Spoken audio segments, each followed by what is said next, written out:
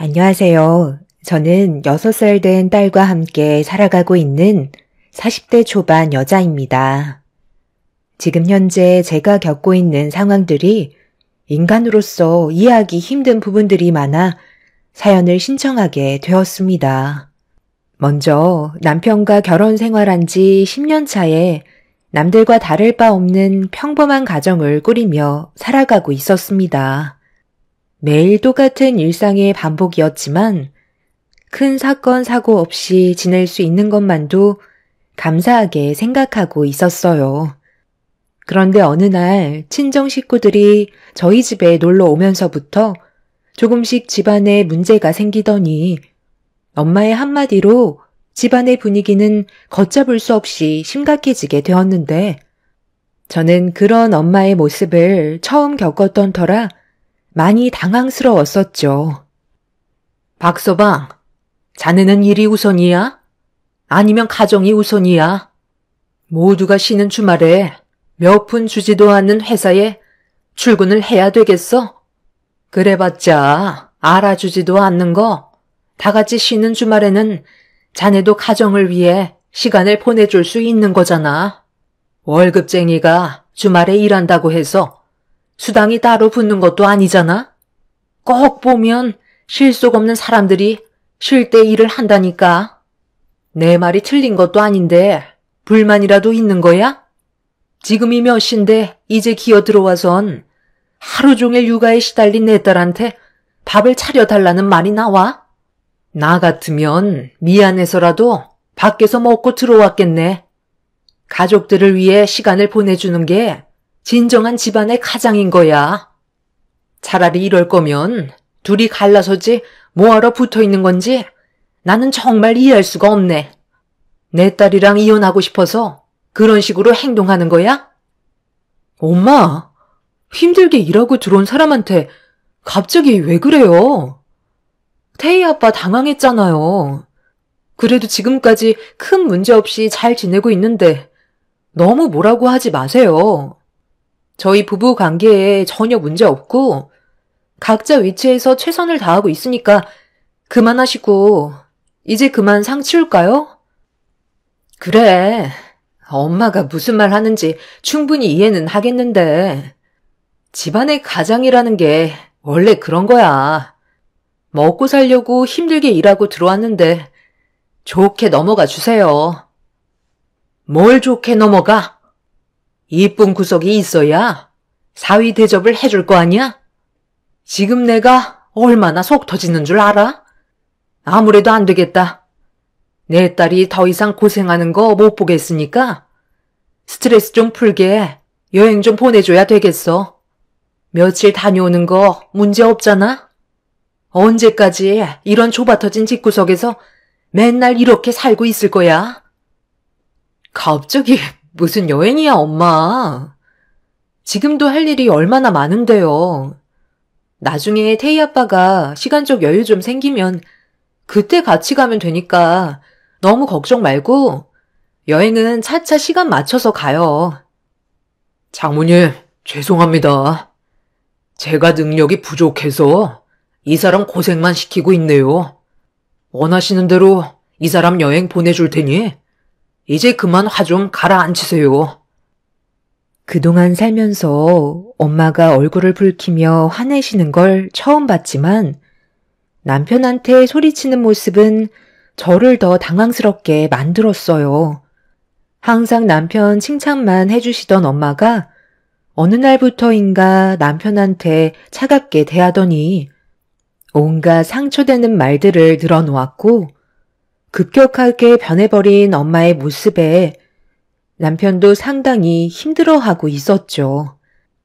남편의 성격이 워낙 조용하고 둥글기 때문에 서운한 감정을 표현하기보단 엄마의 흥분을 가라앉히기 위해 본인이 상처를 받았어도 문제를 더 키우지는 않았습니다. 그렇게 남편은 악화된 상황을 최대한 빨리 정리하기 위해 여행을 보내주겠다는 말을 꺼내었고 엄마는 그제서야 흥분을 가라앉히셨어요. 저녁을 먹지 않았다는 남편의 말에 밥상을 차려주려 했었는데 엄마가 워낙 강하게 거부를 하시면서 안 좋은 감정을 나타내자 남편은 배가 고프지 않다며 서둘러 자리를 회피하려고 안방으로 들어가 버렸습니다. 엄마가 남편을 대하는 행동들이 서운하게 다가왔던 저는 기분이 좋지 않았어요. 가정을 위해 정말 열심히 일하고 있는 사람한테 들어오자마자 화부터 내시니 이유를 알지 못했던 저는 결국 엄마한테 화를 내고 말았지만 제가 서운해하는 걸 크게 신경 쓰지 않으셨어요. 언니는 엄마가 요즘 들어 좀 예민해진 것 같다는 말을 했지만 제가 봤을 때 엄마의 행동은 분명 이유가 있었고 저는 그걸 알지 못해 답답하기만 했었죠. 남편이 집에 들어오면서 친정 식구들은 집으로 돌아갔고 그제서야 남편의 밥상을 차려줄 수 있었습니다. 늦은 저녁을 먹고 난 뒤에 저희는 대화를 이어나갔어요. 당신 우리 엄마한테 뭘 잘못하기라도 했어? 아니, 얼마 전부터 당신한테 예민한 반응을 나타내셨잖아. 원래 막내 사이밖에 모르시던 분인데 오늘따라 너무 심하시잖아. 글쎄, 왜 그러시는지 나도 알면 좋겠지만 장모님이 언제부터인가 변하셔서 좀 당황스럽긴 한데 아마 내가 서운하게 해드렸던 게 있으셨나 보지. 일단 이번에 당신 여행 좀 다녀와야 되겠소. 괜히 일 크게 만들지 말고 장모님께서 시키시는 대로 가서 바람 좀 쐬고 와.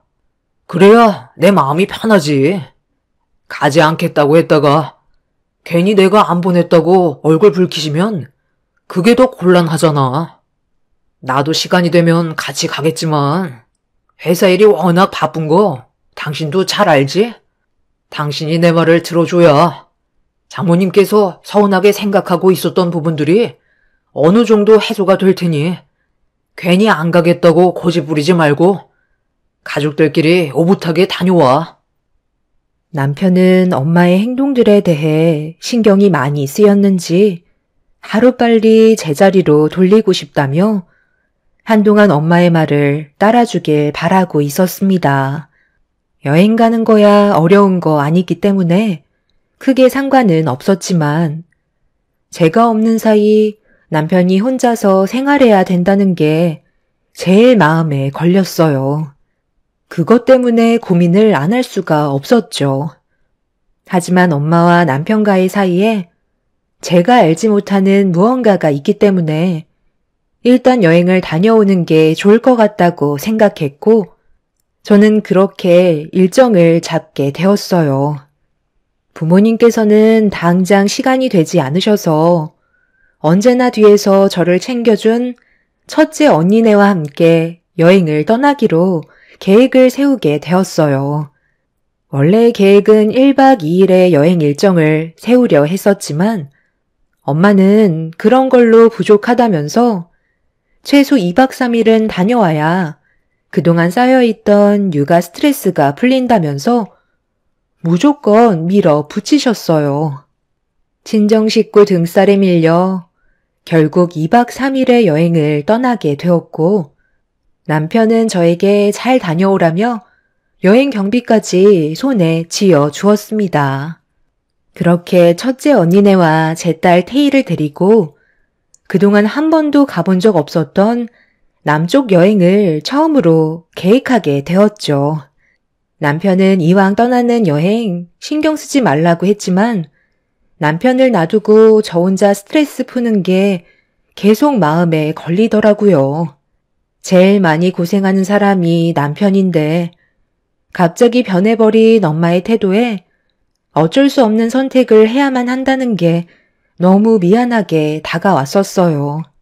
이유라도 알면 다른 방법을 알아봤을 수도 있겠지만 엄마가 왜 남편을 싫어하게 됐는지 알지 못하는 상태에서 고집을 부리는 건 더 악화만 시키는 거라 좋게 해결할 수 있는 방법을 찾아야만 했던 거죠. 어쩔 수 없이 떠나긴 했지만 2박 3일 동안의 시간을 헛되지 않게 보내고 싶어 현실에만 집중하면서 즐거운 시간을 보냈습니다. 남편과 결혼하고 나서 신혼여행이 전부였던 저는 이유야 어찌됐든 여행을 온 거에 대해 감사하게 생각하며 좋은 추억을 많이 만들고 있었습니다. 엄마는 첫날에 저에게 전화를 하셔선 제가 그동안 쌓여있던 스트레스가 어느 정도 풀렸는지 물어보시길래 잘 보내고 있다며 은근슬쩍 남편한테 왜 그런 행동을 하셨는지에 대해 여쭤보게 되었어요. 엄마는 잠깐 동안 침묵하시더니 집으로 돌아오면 그때 전부 다 설명해 주겠다면서 나중에 다시 통화하자며 전화를 끊으셨어요. 그날 확실히 알 수 있었던 건 엄마가 남편에 대해 서운한 감정이 있었다는 걸 확인할 수 있었죠. 다행히 집으로 돌아가면 제가 걱정하고 있던 것들이 전부 해결될 것 같아 즐거운 여행을 보낼 수 있게 되었어요. 그런데 여행 마지막 날 집으로 돌아오는 길에 전혀 예상하지 못한 충격적인 일들이 펼쳐지고 말았죠. 둘째 언니가 형부 대신 운전 중인 첫째 언니한테 전화를 했길래 제가 대신 받았는데 제 목소리를 듣게 된 둘째 언니는 눈물을 흘리면서 저희 부모님이 추돌 사고로 응급실로 이송 중이라는 말을 꺼내게 되었고 그 말을 듣게 된 저와 첫째 언니는 급하게 병원으로 방향을 틀었습니다. 그런데 수화기에서 들려온 둘째 언니의 또 다른 한마디에 저는 핸드폰을 떨어뜨리고 말았어요. 부모님께서도 위중한 상태셨지만 더 큰 문제는 남편이었어요. 저희 가족은 속초에서 살고 있는데 부모님의 차량이 남편의 차를 뒤따라 가다가 뒤를 받치게 되면서 가드레일을 뚫고 차량이 해안 절벽 아래로 추락하게 되는 사고를 당하고 말았다는 소식을 듣게 되었던 거죠. 둘째 언니도 부모님의 뒤를 따라가다가 사고 현장을 전부 목격했었는지 확인한 것만 설명해 주고 있었어요. 알고 보니 저희가 여행에서 돌아오는 길에 남편과 부모님께서 따로 만나 대화를 주고받은 것 같았어요. 식당에서 나와 집으로 돌아가는 길에 사고가 나게 된 거였죠. 문제는 남편의 차가 해안가로 떨어지면서 차량이 침수되기 시작했고 이미 구급차가 왔을 때 차량은 완전 침수가 되어버린 상태였는데 그 안에 남편이 사라졌다는 거였습니다. 탈출한 흔적은 있었지만 해안가 위로 빠져나오지는 못한 것 같다는 둘째 언니의 설명에 저는 너무 두려운 나머지 오열을 하게 되었고 첫째 언니는 저를 진정시키면서 급하게 병원으로 향했어요. 저희가 병원에 도착했을 때 부모님께서는 병실로 옮겨지셨는데 아직 회복을 못하신 상태셨어요. 둘째 언니한테 어떻게 된 상황인지 자세하게 물어봤지만 부모님의 사고로 충격을 받았는지 말을 제대로 하지 못하고 있었죠. 저는 첫째 언니한테 아이를 맡기고 사고 현장의 위치를 물어본 다음 급하게 사고가 난 위치를 향해 차를 타고 달려갔어요. 그렇게 도착한 곳에서는 이미 수색 작업이 이루어지고 있었지만 실종된 남편을 찾기에는 좋지 않은 날씨 때문에 많은 어려움이 뒤따르고 있었는지 수색의 어려움을 겪고 있었습니다.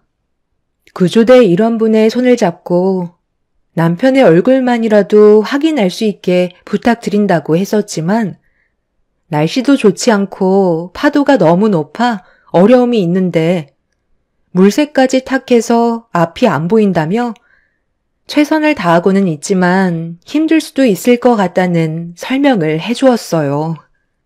저에게 잘 다녀오라고 용돈까지 지어줬을 때의 남편이 저에게 마지막 모습이었다는 게 너무 고통스러웠고 엄청난 충격을 받은 저는 결국 실신을 하고 말았습니다.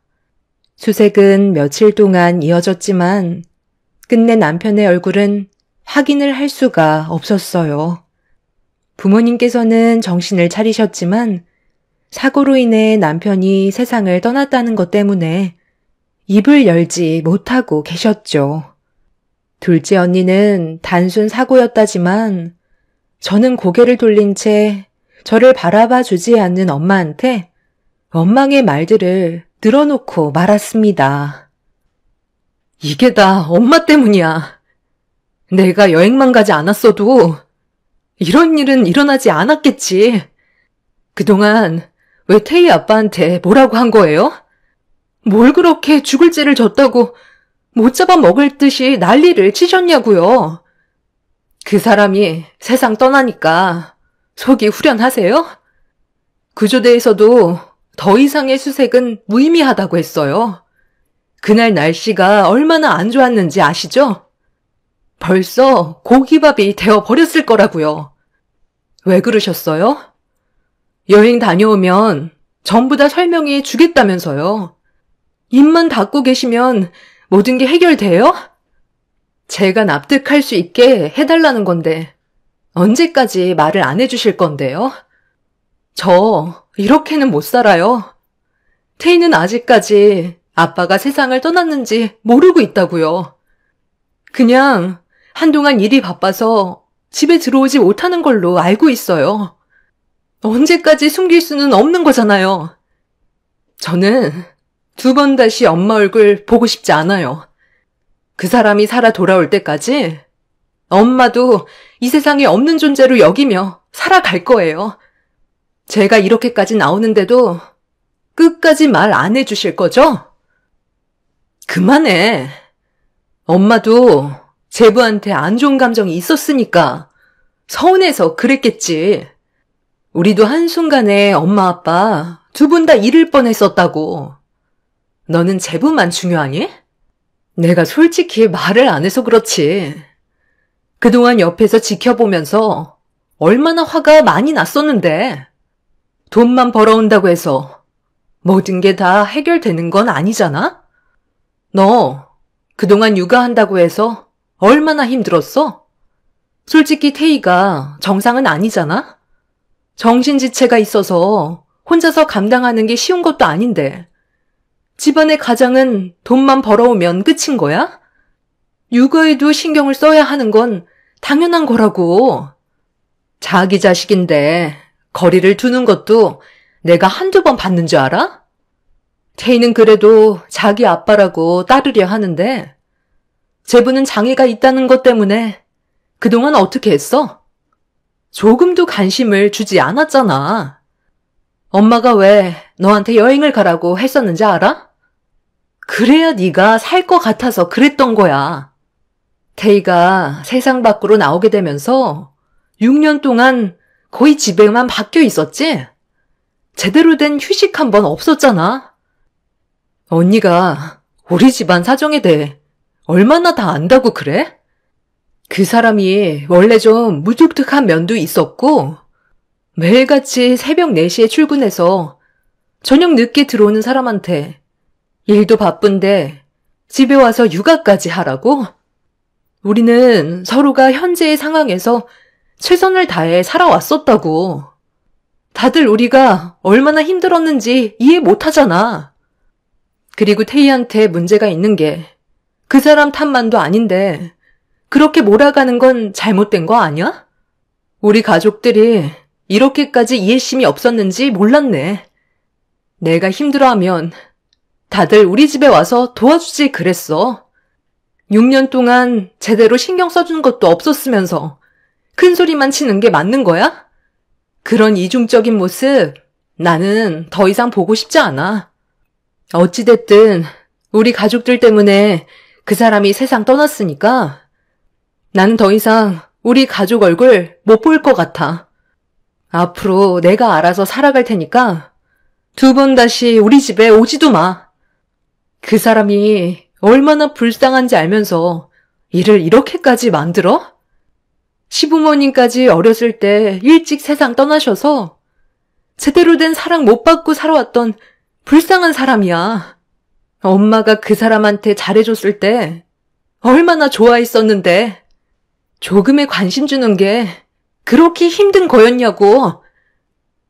구조대까지 포기를 하게 된 상황이라 남편의 얼굴조차 확인하지 못한 저는 버티기가 너무 힘이 들었었어요. 남편을 2번 다시 볼 수 없었다는 건 저에게 큰 고통으로 다가왔었는데 첫째 언니는 가족들 모두 저를 걱정해서 그런 거라고 너무 마음을 닫지 말아달라고 했었지만 저는 이미 제정신이 아닌 상태라 가족들의 말이 들리지 않았죠. 그렇게 아이와 함께 집에 들어온 저는 한동안 가족들 얼굴을 안 보며 지냈었는데 남편의 사망 신고를 차마 할 수가 없겠더라고요.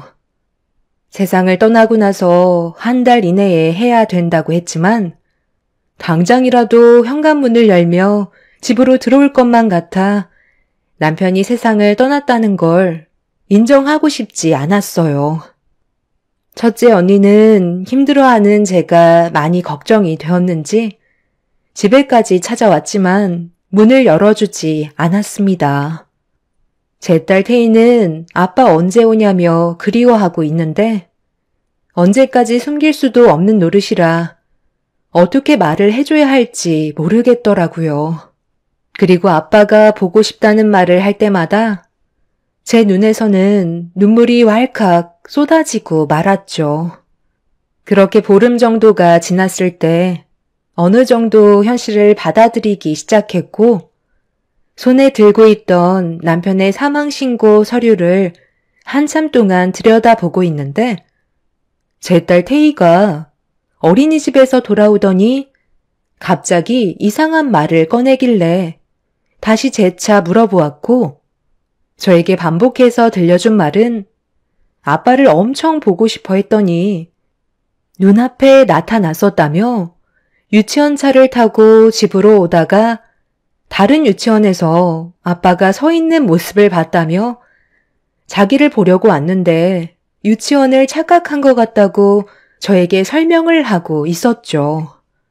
그때 당시 딸의 말을 듣게 된 저는 잠깐 동안 흠칫 놀랐지만 닮은 사람일 거라고 생각할 수밖에 없었어요.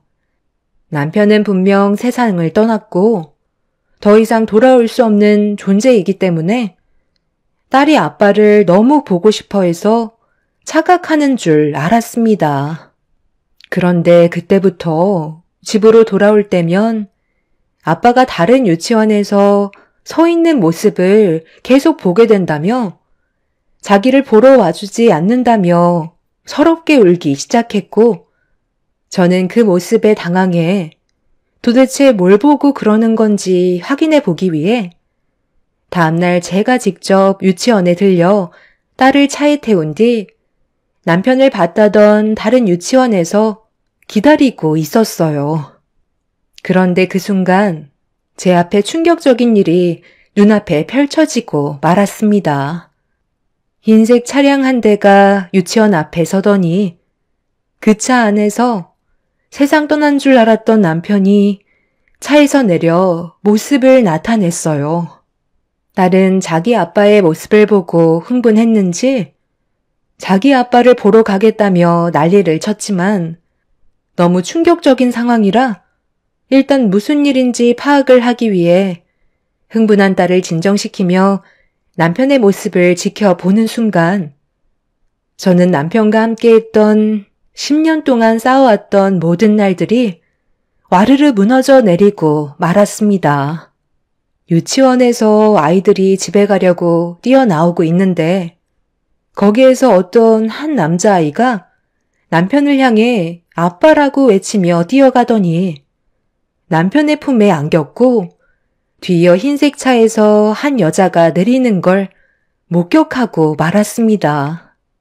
너무 큰 혼란 속에 어떻게 해야 할지 몰라 숨이 가빠오고 있는데 제 딸이 자기 아빠라며 눈물을 흘리면서 제 허락 없이 차문을 열었고 남편을 향해 급하게 달려가는 순간 옆에서 배달을 하던 오토바이와 충돌이 일어나면서 제 딸 태희가 공중으로 날아오르는 모습을 두 눈으로 목격하고 말았습니다.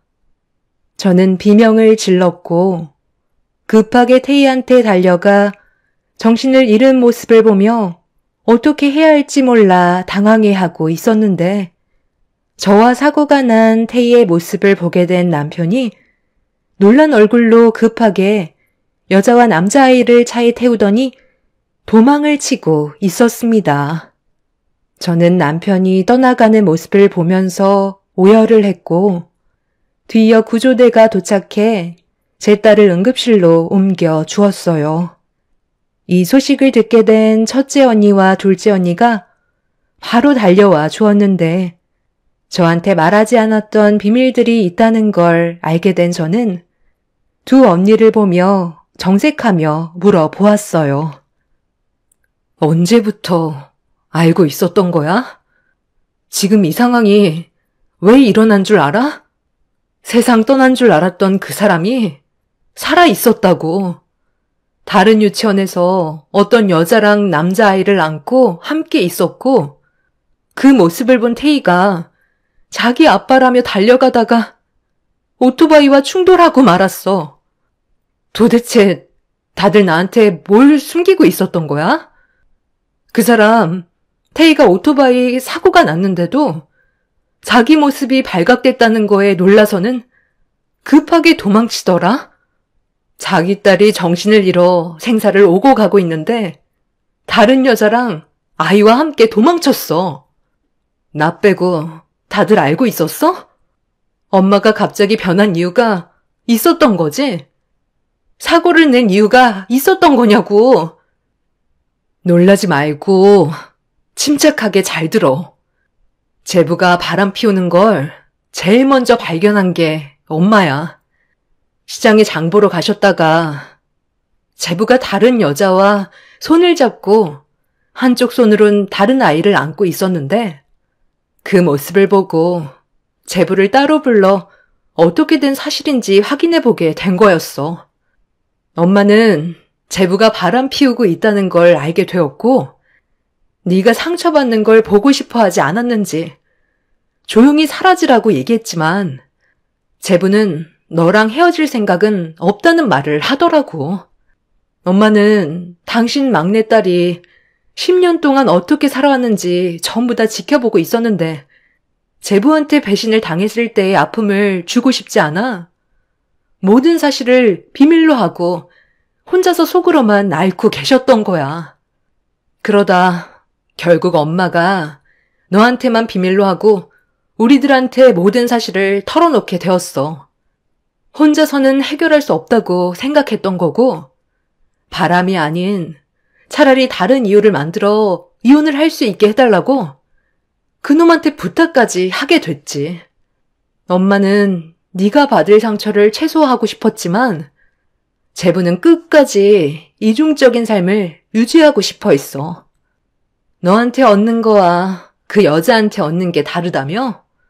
지금의 생활을 충분히 만족하고 살아오고 있는데 굳이 힘든 일을 만들고 싶지 않다고 조용히 지내고 싶어하는 제부를 보고 분노한 엄마는 너를 여행 보냈을 때 다시 제대로 만나 앞으로의 계획을 물어보게 되었던 거지. 그러다 서로 얼굴을 붉히며 목소리가 높아지게 되었고 부모님은 그놈이 사람이 아니라는 걸 확실하게 알게 되면서 결국 분노하셨던 거야. 그리고 이게 그때 상황에 녹음되어 있던 내용이야. 우리 부모님이 제부랑 식당에서 대화를 주고받았을 때 얼마나 화가 많이 나셨을지 나도 충분히 이해할 수 있겠더라. 첫째 언니는 그때의 상황들이 녹음되어 있던 파일을 보여주었고 재생 버튼을 누르는 순간 남편과 부모님의 대화 소리가 들려오고 있었어요. 그런데 남편이 저희 부모님께 뱉은 한마디는 너무 충격적이었고 더 이상 남편이라고 생각하지 않아도 된다는 걸 더욱더 확실하게 알 수 있었던 상황이었습니다. 촌에서만 살아왔던 순수한 내 딸한테 상처 주지 말고 조용히 사라지라는 건데 그게 그렇게 어려운 거야? 자네가 언제까지 이런 삶을 유지할 수 있을 것 같아? 걸리면 어쩔 수 없는 거고, 안 걸리면 늙어 세상 떠날 때까지 숨기면서 살아갈 건데요. 그게 뭐가 잘못됐다는 거죠? 지금의 삶에 만족하고 있는데 굳이 일을 크게 벌릴 일은 없는 거잖아요. 왜 이렇게 상황을 악화시키려 하세요? 그냥 봐도 못 본 척 하시면 끝나는 일 아니에요? 이제 그만하시죠. 자네 딸 태희가 불쌍하지도 않아? 왜 불행한 길을 선택하냐는 거야? 자네 품에 안겨있던 그 아이도 자네 핏줄인 것 같던데 사람이 왜 이렇게 무책임해? 무책임하다뇨. 둘의 가정을 먹여 살리는 게 얼마나 힘든데요. 제가 왜 시간이 안 나겠어요? 양쪽 다 먹여 살리려면 몸이 10개라도 모자란데 저 혼자 모든 걸 감당하려다 보니까 어디 여행 갈 시간도 없는 거라고요. 그래도 태희 엄마는 삶에 충분히 만족하면서 단 한 번도 투정 부린 적 없었잖아요. 저는 그게 마음에 들어서 지금까지 데리고 사는 거예요. 그리고 태희가 정신지체 장애가 있어서 저를 피곤하게 하는 것도 있지만 그래도 저로 인해 세상 구경시켜줬으니 불쌍하다고 생각해 본 적 단 한 번도 없는데요. 태어나게 해줬으면 감사하게 생각해야죠. 장애가 있어서 어디 데리고 다니기에는 창피한데 그 정도는 제 삶에 크게 문제가 되지는 않으니까 지금까지 태희 엄마와의 관계를 유지하면서 살아가고 있는 거예요. 더 하실 말씀 있으세요? 없으시면 저 먼저 일어날게요. 오늘 제 아들이 유치원에서 좀 일찍 끝날 시간이라 제가 데리러 가기로 했어요. 여기 음식점이 그래도 꽤 괜찮은 곳이니까 남기지 마시고 다 드시고 오세요. 그리고 태희 엄마 앞에서 티 좀 내지 마요. 제가 얼마나 난감한 줄 알아요? 장모님 표정 관리 안 돼서 전부 들키겠네요. 남편의 충격적인 말들이 저를 너무 힘들게 만들었고 저희 엄마는 결국 남편의 행동에 이성을 잃어버려 뒤를 바짝 뒤쫓고 있었는데 뒤에서 달려오던 차가 저희 부모님의 차를 뒤에서 받치게 되었고 부모님의 차는 남편의 후미를 들이받으면서 삼중 추돌과 함께 남편의 차가 해안가로 떨어지게 된 거였네요. 그렇게 되자 부모님께선 차라리 세상 떠나는 게 좋을 것 같다고 판단하신 거였죠. 하지만 남편은 크게 다치지 않았는지 침수되고 있는 차에서 빠져나와 도망을 치게 되었던 거고 모습을 나타내지 않는다면 자연스럽게 저와의 관계가 분리될 수 있다는 걸 이용해 더 이상 제 앞에 모습을 보이지 않았던 거였죠. 하지만 좁은 동네에서 발견되는 건 오래 걸리지 않았고 제 딸이 남편을 보게 되면서 모든 게 밝혀지고 말았어요. 저와 딸을 버리고 도망친 남편을 절대 용서할 수 없었습니다. 그동안 단 한 번도 의심해 본 적 없었고 저희 가정은 안 좋은 일들이 일어나지 않을 거라 믿고 있었는데 남편은 제가 꿈꿔온 삶들을 송두리째 망쳐버리고 말았습니다. 정말 다행이었던 건 제 딸 태희는 골절은 몇 군데 있었지만 생명에는 크게 지장이 없다는 거였고 몇 달의 시간이 지나면 정상적인 활동이 가능하다는 거에 너무 감사했었어요.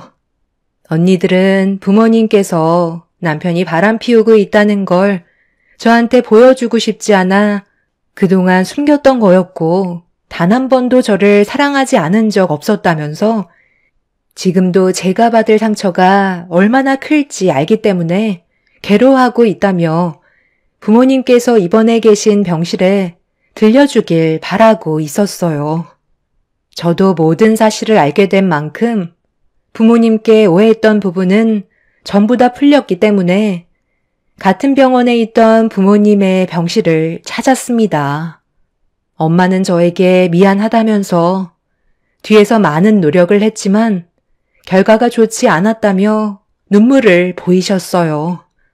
남편의 행동 하나 때문에 우리 가족이 받은 피해가 너무나도 컸기 때문에 제가 느끼고 있는 분노는 더욱더 차올라 온몸이 떨릴 정도였는데 모든 사실이 밝혀진 상태라서 그런지 남편이 저희 부모님의 병실에 찾아와 고개를 내밀었어요.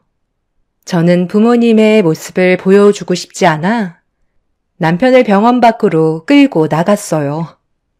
아무 말 없이 저를 바라보고 있던 남편은 제 딸 태희 상태가 어떤지 물어보았죠. 그걸 왜 당신이 알고 싶어 하는데?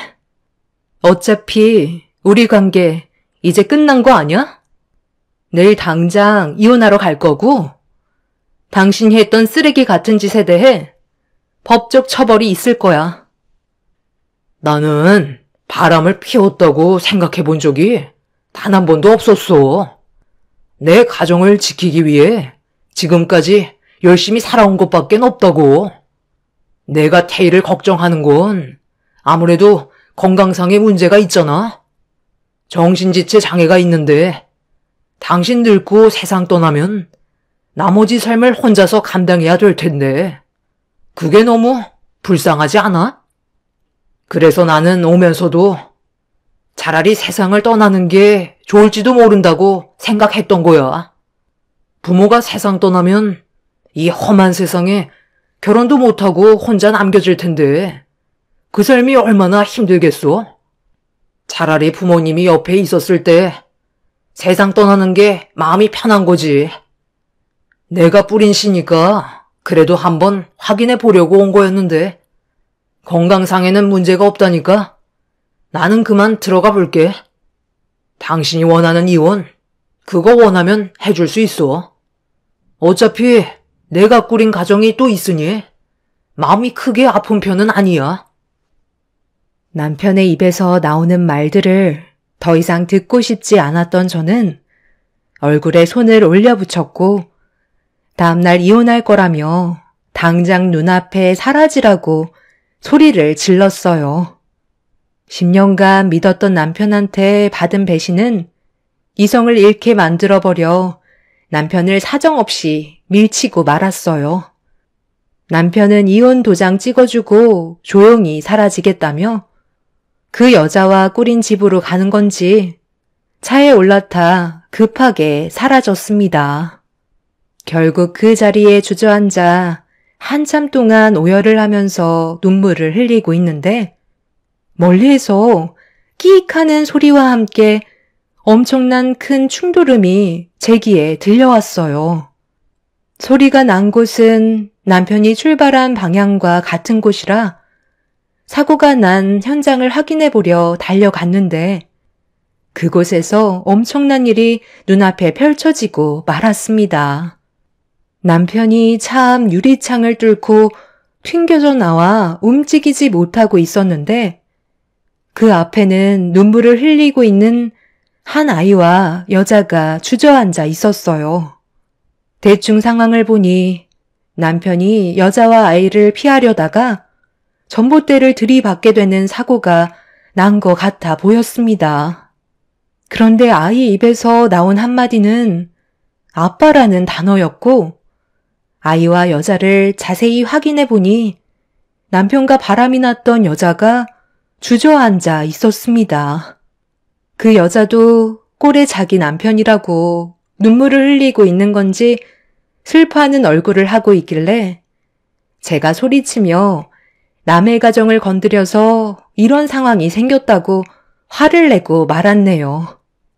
남편은 결국 손도 못 써본 채 현장에서 세상을 떠나게 되는 사고를 겪게 되었고 자기가 뿌린 죄를 걷어들이게 되었죠. 남편과 바람난 여자에게 상간녀 소송으로 위자료를 받긴 했지만 마음이 좋지는 않았어요. 울고 있는 아이가 저를 바라보고 있었기 때문에 정신적으로 상당히 힘들었었는데 그래도 모든 걸 무너뜨린 건 그 여자와 남편이기 때문에 처벌은 진행되어야만 했습니다.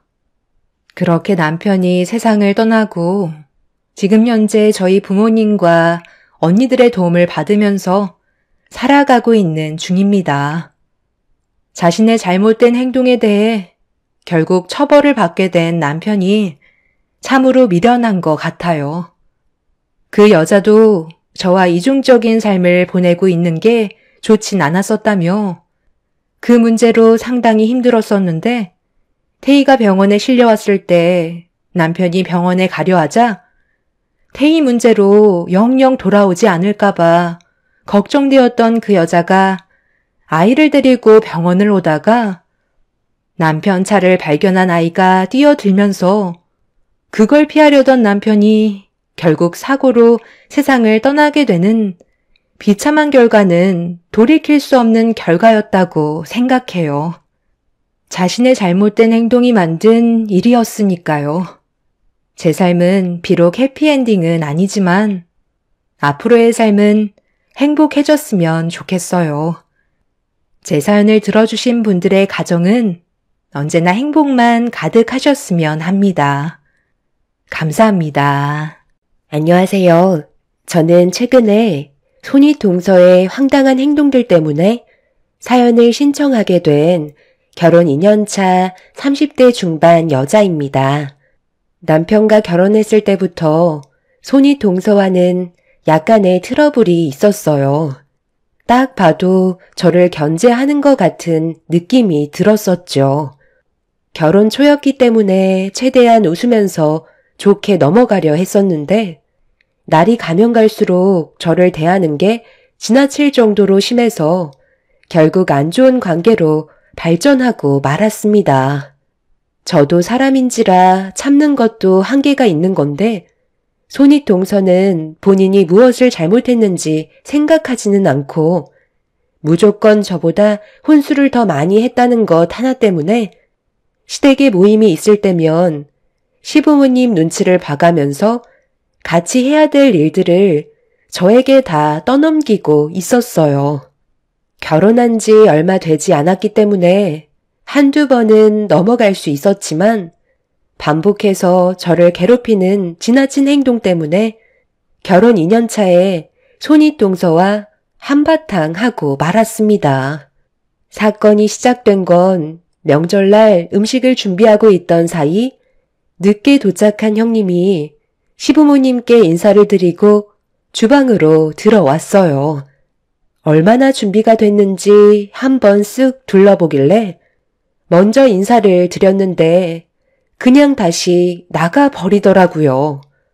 저를 아예 투명 인간 취급하는 형님의 행동에 기분이 안 좋았지만 그래도 명절이라 참고 있는 상태였죠.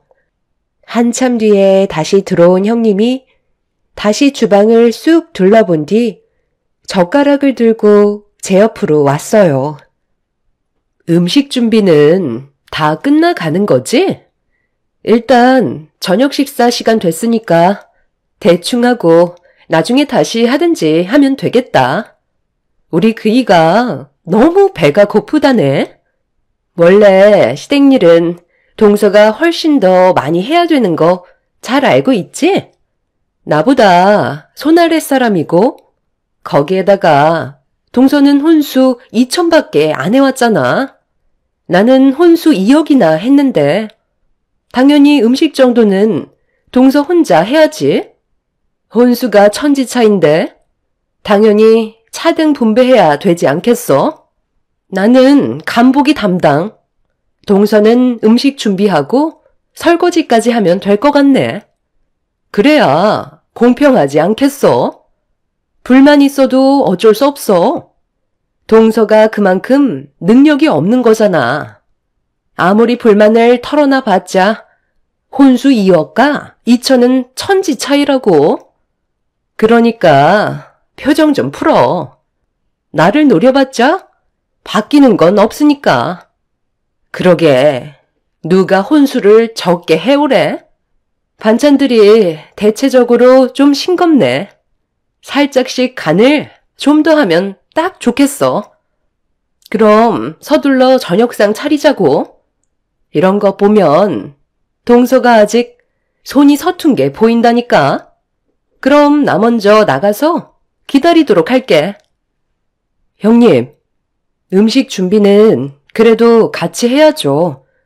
저는 아침에 와서 지금까지 쉬지 않고 음식만 만들고 있는걸요. 그러지 마시고 상차림이라도 좀 도와주세요. 동서가 아직 감이 잘 안 잡히는 것 같은데 나는 동서 오기 전에 혼자서 이미 다 했던 것들이야. 이 정도 가지고 엄살 안 떨었으면 좋겠는데. 나도 이 정도는 보상 받아야지. 그동안 얼마나 힘들었었는데. 다들 배고프다고 난리니까 일단 내가 말한 거 간 좀 살짝씩 다시 보고 바로 상 차려줘. 형님은 제 말을 무시한 뒤 밖으로 나가 버렸어요. 시모가 제일 싫어하는 게 꾀부리는 거였는데 형님은 시모가 잠깐 볼일 보러 나가신 걸 이용해서 손가락 하나 까딱하지 않았습니다. 아침부터 와서 주방에서 거의 나오지 않고 있던 저는 이미 지칠 대로 지쳐 있었던 상태라 시댁에 늦게 온 형님이 그래도 도와줄 거라 생각했지만 그건 제 착각이었다는 걸 알 수 있었죠. 화가 점점 끓어오르고 있는데 때마침 시모가 볼일을 끝내고 들어오셨는지 주방에 있는 저를 부르셨고 급하게 거실로 나가보니 다른 집을 다녀오신 건지 여러 가지 음식들을 싸오셨어요. 동네 지인분 댁에서 받아온 음식이라며 상 차릴 때 같이 내어놓으면 될 것 같다고 얘기하시면서 주위를 둘러보셨습니다. 저는 음식을 들고 주방 테이블에 올려놓고 있는데 시모가 아주버님 차가 밖에 주차되어 있는데 형님은 어디 갔냐고 물어보시길래 제가 잘 모르겠다고 하자 굳어진 얼굴로 주방으로 나오시더니 2층으로 올라가셨어요. 그리고 방문을 활짝 열어 젖히자 형님은 코를 골며 대자로 누워 깊은 잠에 빠져 있었습니다. 그 모습을 본 시모는 형님 보고 일어나라며 최대한 화를 억누르며 침착하게 깨우고 있었습니다. 저도 옆에서 일어나야 될 것 같다고 얘기했지만 형님은 꿈쩍도 하지 않았죠. 시모는 다시 한번 형님을 흔들어 깨우면서 일어나서 저녁 준비해야 된다고 하자 잠결에 그런 건진 모르겠지만 입에 담지 못할 거친 욕을 한마디 내뱉더니 몸을 돌려 버렸어요. 경악을 하신 시모는 화가 올라오셨는지 화장실에서 물을 한 바가지 퍼서 들고 오셨고 형님의 얼굴에 찬물을 냅다 뿌리셨어요. 아주 잘 자고 있다가 찬물을 뒤집어 써서 놀랐는지 비명을 지르면서 급하게 몸을 일으키며 뭐 하는 거냐고 소리를 지르는 형님의 목소리에 시모가 어디서 소리를 지르냐면서 버럭 화를 내셨습니다. 당황한 얼굴을 하고 있던 형님을 뒤에서 바라보고 있던 저와 눈이 마주치자 갑자기 저에게 화를 냈어요. 동서, 정말 너무한 거 아니야? 힘들게 먼 길을 온 건데 어머님 오셨으면 나를 깨워줄 수도 있는 거잖아. 내가 쉬는 게 그렇게 꼴보기 싫었어? 너 아직 잠이 털겠니? 무슨 뚱딴지 같은 소리야. 너만 피곤하고 너만 먼 길을 온 것도 아닌데 어디서 지금 작은 며느리한테 탓을 돌리고 있어? 아, 제가 오죽 피곤했으면 잠들었겠어요. 그리고 저도 조금은 쉴 수 있는 거잖아요. 어머님은 왜 동서한테만 잘해주시고 저는 막대하시는 건데요? 침이나 좀 닦고 말해. 세상 모르고 자고 있었으면서 네가 지금 그게 할 말이야? 작은 며느리도 똑같이 먼 길을 왔고 아침부터 힘들게 음식 만들고 있었다. 너는 저녁 시간 돼서 왔으면 미안해서라도 옆에서 음식 만드는 거 거들어줘야 하는 거 아니야? 작은 며느리 들어오기 전에도 엄청 꽤 부리더만 이제는 아예 대놓고 퍼질러 잠을 자고 있네. 남자들도 밖에서 힘들게 집안일 청소하고 집수리 하고 있는데 너만 천하태평이지? 아주 꼴보기 싫은 짓만 골라서 해라. 빨리 주방으로 가서 저녁상 차리는 거 도와주고 네가 몇 살이라도 더 나이 먹었으면 손이 사람답게 똑바로 행동해라. 당장 주방으로 안 튀어가. 예고도 없이 들어오신 시모가 형님의 행동을 직감하고 있었는지 화가 잔뜩 올라오셨어요. 어느 정도는 예상하고 있었지만 시모가 형님의 얼굴에 찬물을 부어버릴 거라곤 상상조차 하지 못했었죠. 형님은 투덜거리면서 주방으로 들어가 물기도 제대로 닦지도 못한 채 시모의 눈치를 보며 저녁 준비를 도와주고 있었죠. 지금 네가 어떤지 봐봐라. 오자마자 작은 며느리를 조금이라도 도와줬더라면 뭐부터 해야 되는지 대충 알 수 있을 텐데 손가락 까딱하지 않았다는 게 지금 바로 확인이 되잖니? 뭘 멍하니 서 있어? 아직 잠이 덜 깼니? 작은 며느리한테 뭐부터 해야 되는지 물어봐야 할 거 아니야. 너는 어떻게 된 게 날이 가면 갈수록 하는 행동이 점점 더 마음에 안 드니? 내가 이래가지고 너한테 무슨 일을 맡기고 마음 편히 바깥 일을 보고 오겠냐는 거야. 똑바로 정신 안 차려? 어머님, 정말 너무하세요. 동서 오기 전에 그동안 제가 힘들게 음식 준비하고 집안일도 다 했었잖아요. 그런데 동서는 며느리로 들어온 지 얼마 안 됐으니까 당연히 고생 좀 할 수 있는 거잖아요. 음식 그거 얼마나 된다고 저까지 거들어야 되는 건데요. 그동안 저도 고생한 만큼 이 정도는 대우받을 수 있는 거라고요. 너 지금 시애미 말에 대드는 거야? 그동안 내가 안 도와줬어?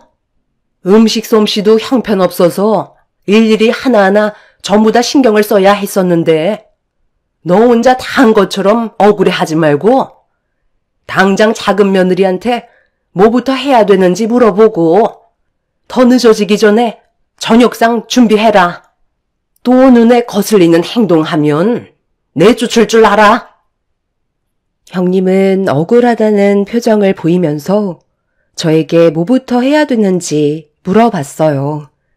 이런 사람이 제 형님이라는 걸 어디에다 말하기에도 창피스러울 정도로 형님은 저에게 많은 실망을 안겨주었죠. 그렇게 제가 도와달라는 걸 투덜거리면서 하던 형님은 시모가 다른 일을 하시는 사이마다 기분 나쁜 얼굴로 저를 노려보고 있었습니다. 어떻게 하면 형님과의 관계가 완만해질 수 있을지 음식을 준비하면서도 고민을 해봤지만 전혀 반성하는 기미가 보이질 않아 제가 먼저 다가가는 건 오히려 화를 키우는 일이 될 것 같아 아무 말도 하지 않고 묵묵히 제 일만 하고 있었죠. 그런데 형님이 시모가 잠시 자리를 비운 틈을 타 저에게 가까이 다가와 먼저 말을 붙였어요. 그리곤 저에게 한다는 말이 자기가 시모에게 욕먹는 걸 봐서 기분 좋았냐고 몰래 웃는 거 다 봤다면서 어이없는 말을 늘어놓고 있었습니다. 정신없고 할 일도 많아 죽겠는데 형님과 말장난하고 싶지도 않아서 몰래 웃은 적 없고 서로 좋은 관계 유지하면 좋겠다고 최대한 감정 상하지 않게 대화를 풀어나갔는데 갑자기 형님이 제 머리 위로 찬물을 들이 부었습니다. 너무 놀란 저는 형님한테 뭐 하는 짓이냐고 화를 내자 저도 똑같이 당해봐야 된다면서 이성을 잃어버린 사람처럼 행동하기 시작했어요. 제가 지른 비명소리에 시모와 이제 막 일을 마치고 들어온 가족들이 주방으로 달려와 무슨 일이냐고 물어보면서 제 머리와 옷이 전부 다 젖어버린 모습을 확인하는 순간 형님이 시부모님 집안의 며느리로 못 살겠다며 밥상을 엎어 버렸어요. 시댁 집안 식구들은 형님의 돌발 행동에 경악을 했고 바닥으로 떨어진 그릇들은 전부 다 와장창 깨지고 난리도 아니었습니다. 형님이 왜 이런 행동을 보이는 건지 이해할 수 없었어요. 아주버님은 이성을 잃어버려 흥분한 형님을 말렸지만 입에서 나오는 거친 말들은 미처 막을 수가 없었고 시모는 형님의 말을 듣곤 휘청거리셨죠. 제가 뭐가 부족하다고? 이런 대접을 받아야 되는 건데요. 지금까지 할 만큼 했으면 된 거 아니에요? 동서가 오기 전에 시키는 건 큰소리 하지 않고 했으면 그동안 고생했으니까 동서가 대신 좀 해달라는 말도 할 수 있는 거잖아요. 저는 어머님 집안에 며느리로 들어오려고 혼수를 2억이나 준비했었어요. 그런데 동서는 꼴랑 2천밖에 준비 안 했잖아요. 저한테는 결혼하기 전부터 정말 많은 걸 바라시더니 왜 동서는 순순히 결혼을 허락해 주신 건데요? 여기서부터 차별을 받고 있는데 제가 기분이 좋았겠어요? 동서를 달갑게 맞아줄 수 있었겠냐고요. 어머님 때문에 제가 정신적으로 문제가 생기고 있는 것 같다고요. 내가 뭘 어쨌다는 거야. 다 집안 사정이 다르고 작은 며느리가 혼수 2천을 했다고 해서 그게 왜 너랑 비교가 되어야 하는 건데? 네가 알지 못하는 것들도 있는 거잖아. 그래서 지금 이런 태도를 보이는 게 옳은 행동이라는 거야? 네가 큰 며느리로 본을 보인 모습이 있기라도 한 거니? 작은 며느리가 우리 집 며느리로 들어온 지 얼마 되지 않았으면 옆에서 그동안 나한테 배웠던 거나 네가 하나라도 더 알고 있는 게 있으면 알려주는 게 당연한 건데 이리 빠지고 저리 빠지고 방에 처박혀서 나올 생각은 하지 않고 퍼질러 잠만 자고 있는데 지금 그게 시애미 앞에서 보일 행동이냐고. 그리고 네가 지금 눈에 거슬리는 행동을 한 게 한두 번이야? 작은 며느리가 들어온 날부터 계속 밉보이는 행동을 하고 있잖니. 나도 안 시키는 시집살이를 네가 뭔데 작은 며느리를 못 살게 구냐는 거다. 인사 올 때부터 마음에 안 들었어요. 사람이 느끼는 감정이 다 다른데 어쩌겠어요? 저는 동서가 처음부터 마음에 들지 않았다고요. 저는 앞으로 이 집 며느리로 못 살겠어요. 그동안 할 만큼 했다고 생각하니까 이제 제가 하고 싶은 대로 하면서 살게요. 어머님이 그렇게 아끼시는 막내 며느리 끼고 평생 사세요. 형님은 뭐가 그리 불만이 많았는지 끝내 이성을 잡지 못한 채 시댁을 뛰쳐 나갔어요. 아주버님은 시부모님께 죄송하다며 급하게 형님을 뒤따라 갔지만 이미 서로가 상처를 많이 받아서인지 형님이 다시 시댁으로 들어오는 걸 원치 않았습니다. 결국 시모는 형님을 더 이상 며느리로 받아들이지 않겠다는 확고한 태도를 보여주셨어요. 그날 이후 형님과는 단 한 번도 연락을 한 적도 없으셨죠. 저도 형님의 태도에 상처를 많이 받았었기 때문에 차라리 인연을 끊고 지내는 게 가족에겐 평화가 있을 것 같아 입 밖으로 형님 얘기를 일절 꺼내지 않고 있었습니다.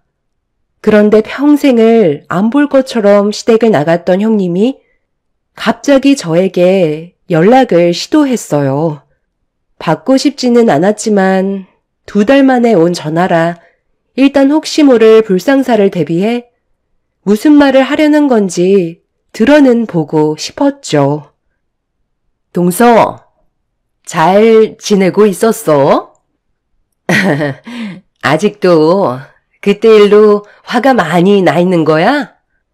시간도 어느 정도 지났는데 어느 정도 화가 가라앉을 때도 됐잖아? 우리 잠깐 통화 좀 할까? 무슨 일 때문에 전화하셨어요? 저 지금 많이 바빠서 오래 통화할 수가 없거든요. 그리고 형님이 그때 저한테 했던 행동은 아직 그대로 상처가 남아 있는데요. 내가 조만간 직접 얼굴 보고 정식으로 사과할게. 나랑 오래 통화하고 싶은 생각이 없는 것 같아서 용건만 간단히 할 테니까 나 좀 도와줄 수 있지? 아휴, 그동안 몰라봐서 미안해. 내가 진작에 알았더라면 동서한테 그런 행동 아예 하지 않았을 텐데 내가 동서를 너무 몰랐었나 봐. 이런 일이 있었으면 진작에 나한테 얘기했어야지. 왜 그때 알려주지 않았던 거야? 동서가 왜 혼수를 2천밖에 안 했었는지 나는 한참 뒤에나 알게 됐다고. 진작에 말해줬으면 그런 일도 없었지. 동선의 아버님께서 시아버님 회사와 이번에 합병을 했다며? 서로 친분이 있었다는 말을 왜 얘기 안 했어? 그런 일들이 미리 계획되어 있었으면 나한테 귀띔이라도 해줬어야지. 나는 그런 걸 전혀 몰랐었잖아. 그리고 동선의 아버님께서 투자하고 계신 회사가 하나 있다고 하던데 내가 이번에 그곳에 입사 지원서를 냈거든. 애들도 어느 정도 커서 나도 다시 원래 하던 일에 복귀할까 생각 중이었거든. 그런데 거기 회사 대표가 동선의 언니분께서 운영한다며? 크게 어려운 일은 아니고 내 이력이 뒤떨어지는 건 아니니까 잘 좀 봐달라는 거지. 가족 좋다는 게 뭐야? 이럴 때 서로 돕는 거 아니겠어? 나중에 나랑 개인적으로 식사할 수 있는 시간을 좀 가졌으면 좋겠는데 언제 시간 괜찮겠어? 나 정도 스펙이면 동선의 언니분께서도 분명 욕심은 나실 거야. 비록 일을 쉰 지 몇 년 됐지만 충분히 능력을 인정받을 수 있을 정도 이력은 된다고. 그렇게 해줄 수 있는 거지? 명절 때 있었던 일들에 대해서는 우리 좋게 넘어가는 걸로 하자. 그러니까 저한테 전화하신 이유는 저희 언니 회사에 형님이 들어가고 싶어서 저한테 부탁하는 거잖아요. 그건 언니 회사인 거지 제 회사가 아니니까 저는 관여할 문제가 아닌데요. 그리고 능력이 되신다면 저희 언니가 그건 알아서 채용하겠죠. 저한테 입긴 넣어달라는 건 좋은 방법이 아닌 것 같네요. 어머, 가족 좋다는 게 뭐야? 이럴 때 서로 좀 도와가자는 건데 그 정도는 해줄 수 있는 거잖아? 아유 참, 동서 정말 1억이야? 나 섭섭해지려 해? 부탁 좀 할게. 그건 제 권한 밖이라 민감한 문제에는 답을 해드릴 수 없을 것 같아요. 채용이 된다면 형님한테 좋은 일일 테고 채용이 안 된다면 그건 형님의 능력 부족이죠. 어머, 나 여태까지 일하면서 능력 좋다는 말 정말 많이 들었다니까? 그러고 보니 저번 결혼식 때 얼굴 잠깐 뵌 것 같은데 인사도 드렸었고 내 얼굴 아마 기억하실지도 모르겠다. 딱 한 번만 좋게 말 한마디라도 해주면 안 되겠어? 내가 자존심 굽히고 동서한테 부탁할 정도면 그 회사에 거는 기대가 얼마나 큰 줄 알겠지? 형님이 저에게 전화한 목적을 알게 된 순간 기분이 별로 좋지 않았어요. 본인이 원하는 걸 이루기 위해 마음에도 없는 말로 저에게 사과를 한 거니까요. 그리고 제 회사도 아니고 저희 언니 회사에 들어가는 걸 저한테 전화해서는 잘 봐달라고 얘기하는 것 자체가 부정행위이기 때문에 더는 들어주지 못할 것 같다며 죄송하다고 전화를 끊어 버렸습니다. 그날 이후 몇 번이나 더 전화가 왔지만 괜히 불편한 일 만들고 싶지 않아 더 이상 받지 않았어요. 그리고 저는 언니한테 전화를 했죠. 손다영? 아, 입사지원서 보기는 했지. 너희 시댁 집안 형님이라고? 대충 훑어보긴 했었는데 우리 회사에 들어올 만한 자격은 미치지 못할 것 같던데. 요즘 그 정도 스펙은 다 갖추고 있고 마지막으로 다닌 회사가 내 친구 회사거든. 그래서 어떤 사람인지 대충 들어보니까 좋게 끝내고 나온 건 아니더라고. 전 회사에서 이미지도 상당히 안 좋았었고 본인은 손가락 하나 까딱하지 않으려 하고 밑에 부하 직원만 부당하게 이용했다는 거야. 본인이 이룬 성과도 아닌데 자기가 선배라는 이유 하나만으로 모든 영광을 자신에게 돌렸고 결국 내부 분열로 인해 부하 직원들이 그 사람을 고발하면서 퇴사하게 됐다던데. 그리고 디자인 바닥이 그렇게 넓은 편이 아니라서 한 달이 건너면 웬만한 사람들 거의 다 서로 알고 지내는 사이야. 큰 회사에 다녔던 사람이면 대충 알아봐도 어떤 생활을 했는지 금방 알 수가 있다고. 그래서 불합격 처리한 걸로 알고 있어. 직원을 채용할 때 정말 신중하게 결정하지 않으면 회사에 엄청난 타격을 주게 되거든. 따로 통보가 가겠지만 네가 잘 포장해서 얘기해 주던지 아니면 그냥 모른 척해. 다른 회사도 많으니까 그곳에서 채용하겠지. 저희 언니의 말에 형님이 어떤 사람인지 어느 정도 알 수 있었어요. 시댁에서 생활할 때와 별반 차이를 느끼지 못할 만큼 성격이 별로 좋지 않았다는 걸 알 수 있었습니다.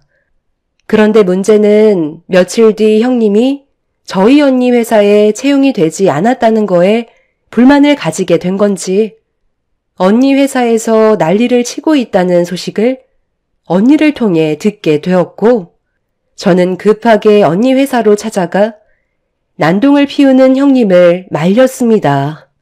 저를 보자마자 형님은 불만을 털어놓기 시작했어요. 동서, 내가 저번에 전화하지 않았어? 좋게 좀 봐달라고 얘기했잖아. 가족 좋다는 게 뭐야?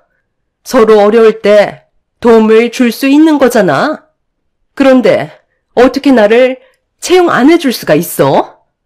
내가 지금 얼마나 많은 상처를 받았는지 알아?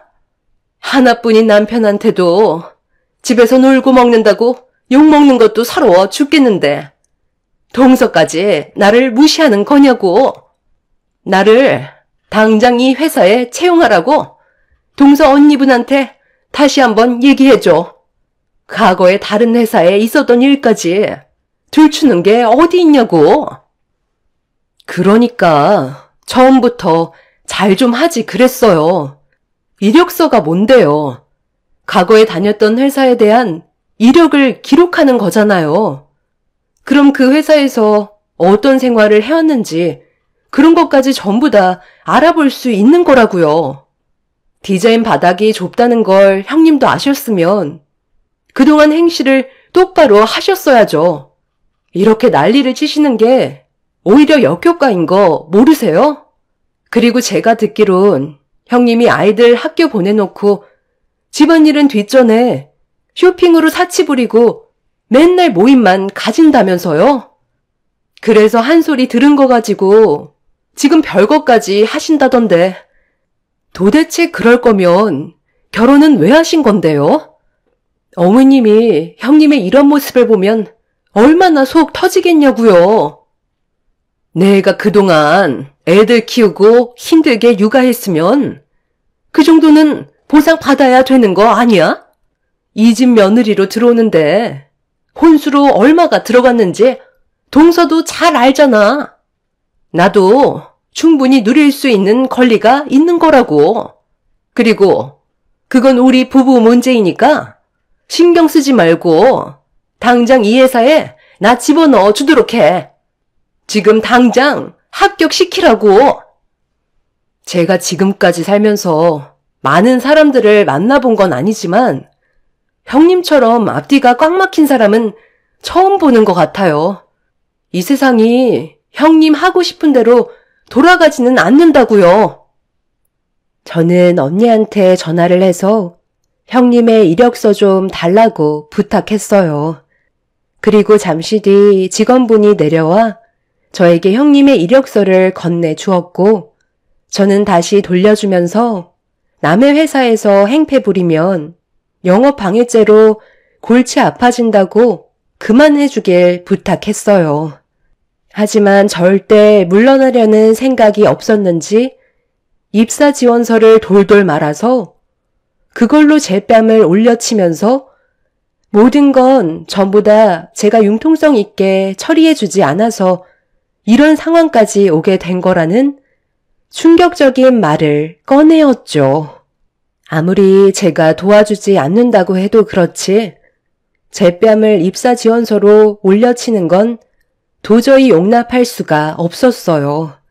화가 머리끝까지 올라와 버린 저는 그 자리에서 형님의 입사 지원서를 빼앗아 짝짝 찢어 얼굴에 던져 버렸습니다. 자기 얼굴에 찢어진 입사 지원서를 보고 뭐 하는 짓이냐고 제 머리채를 잡으려는 순간 언니는 도저히 지켜볼 수 없어 경찰에 신고를 했는지 경찰분들이 형님을 말렸고 그렇게 상황은 정리가 될 수 있었습니다. 경찰서에서 조사를 받게 되자 아주버님부터 시작해서 시댁 식구들까지 전부 다 경찰서로 달려왔고 형님의 친정 부모님들까지 전부 한자리에 모이게 되었어요. 심각해진 분위기 속에서도 형님은 본인이 무엇을 잘못하고 있는지 전혀 인지하지 못하고 무조건 저희 가족과 시댁 집안에 그동안 쌓였던 불만들만 털어놓고 있었죠. 이 문제로 양가 어른들께서는 서로 죄송하다며 고개를 숙이고 있었는데 아주버님이 그 자리에서 형님한테 이혼하자는 충격적인 말을 통보했어요. 뭐? 이혼? 지금 이 상황에서 나한테 이혼하자는 말이 나와?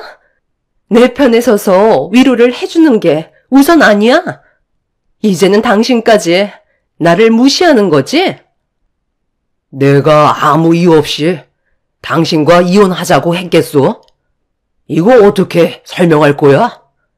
당신이 이걸 보고도 나랑 이혼하지 않아도 된다고 말을 할 수 있겠소? 어머, 이거 뭐니? 지금 이 사진 속에 있는 여자가 며느리 너는 아니지? 여기가 어딘 거야? 분위기를 보니까 춤추는 곳 같은데 너 이런 곳에도 다니는 거니? 저는 밖에서 힘들게 일하고 돈 벌어오는데 하나밖에 없는 마누라는 애들은 전혀 신경도 안 쓰고 춤바람 나서 저런 곳에서 남자들 허리 감싸지고는 현란하게 즐기고 있었네요. 제대로 된 증거 보여드려요? 영상 한번 확인해 보실래요? 제가 차마 어르신들 앞에서 그건 못 보여드리겠습니다. 어머, 당신 미쳤어? 지금 내 뒤를 캐고 다닌 거야? 나도 좀 살고 싶어서 그랬던 것 뿐이라고. 사는 게 힘드니까 스트레스 좀 풀려고 잠깐 다녀온 건데 이 정도는 이해해 줄 수 있는 거잖아.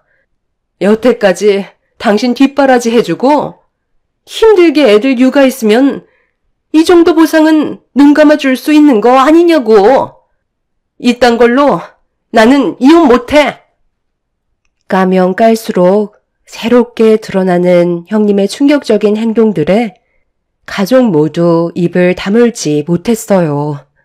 형님의 친정 부모님들께선 시모에게 죄송하다며 경찰서에서 한참 동안 고개를 숙였지만 아주버님이 공개한 결정적 영상에 찍힌 형님이 술에 취해 인사불성이 돼선 숙박시설에 다른 남성과 출입하는 증거물을 확인하신 시모는 결국 아주버님과의 결혼 생활은 종지부를 찍어야 할 것 같다며 아주버님이 이혼을 결정했다는 거에 동의를 하게 되었고 결국 형님은 더 이상 저희 식구가 될 수 없었어요.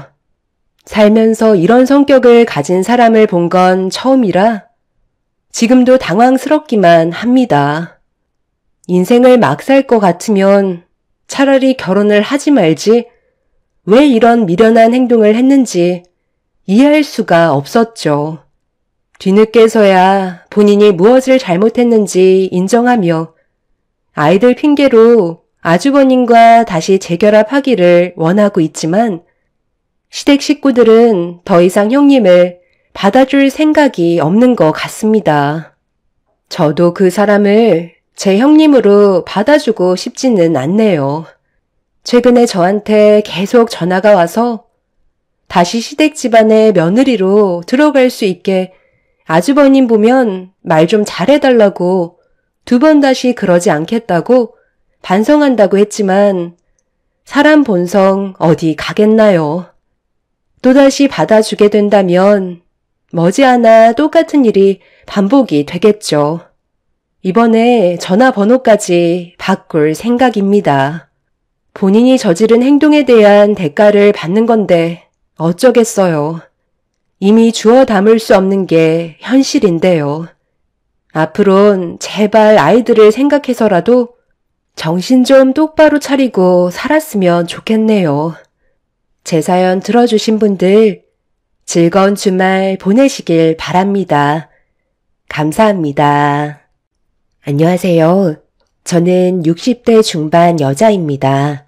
지금 현재 저희 가족들은 그날의 충격에서 벗어나지 못하고 있는 상태라 정상적인 생활이 불가능할 정도로 많은 어려움을 겪고 있습니다.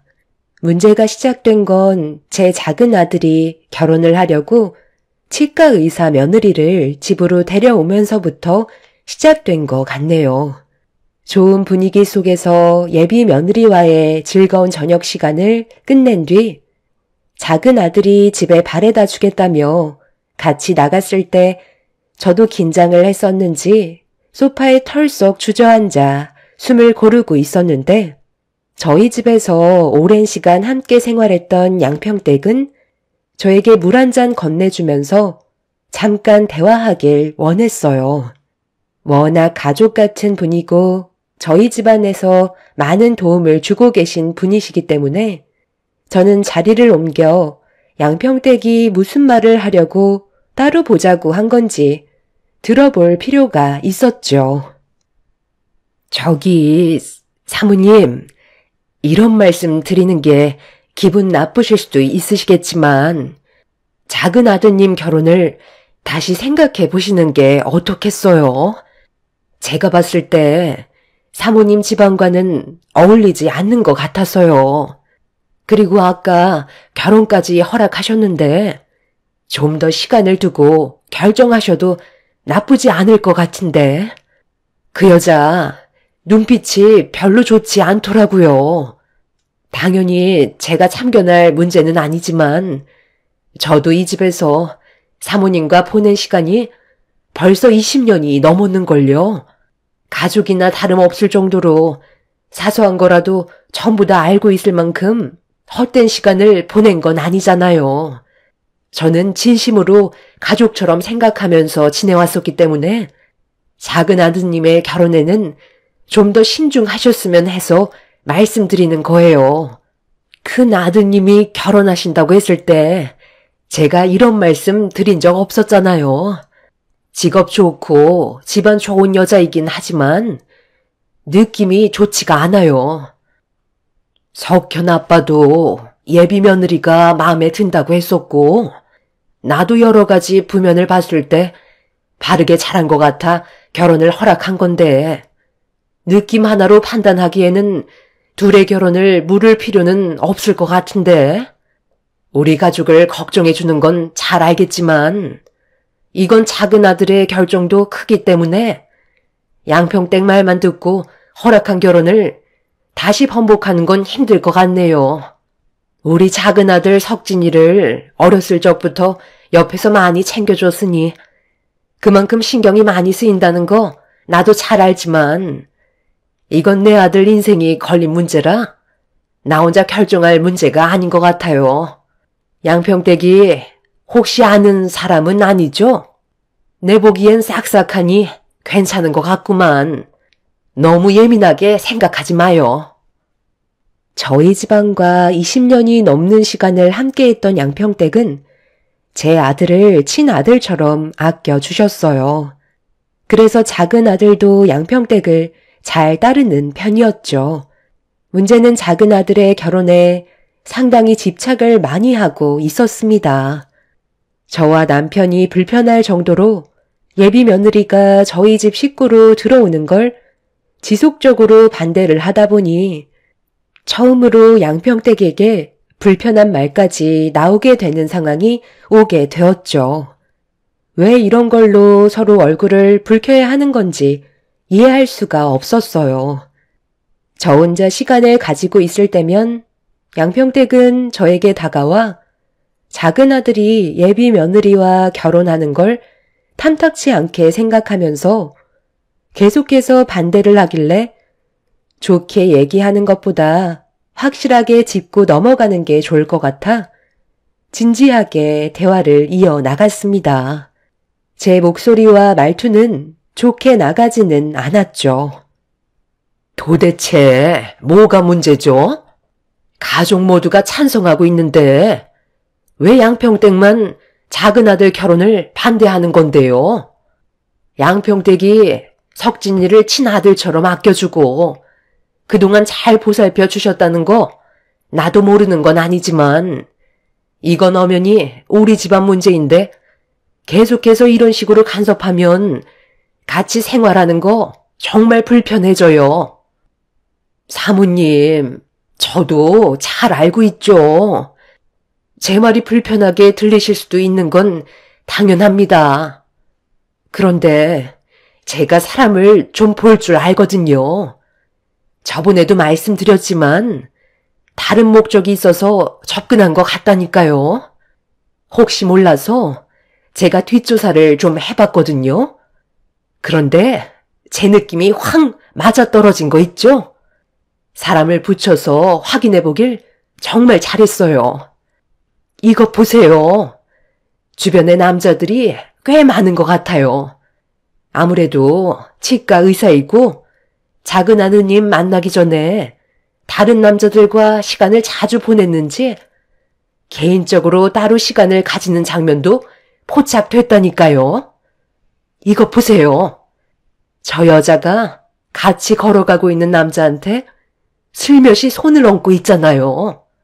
바람기가 확실히 다분한 여자 같아요.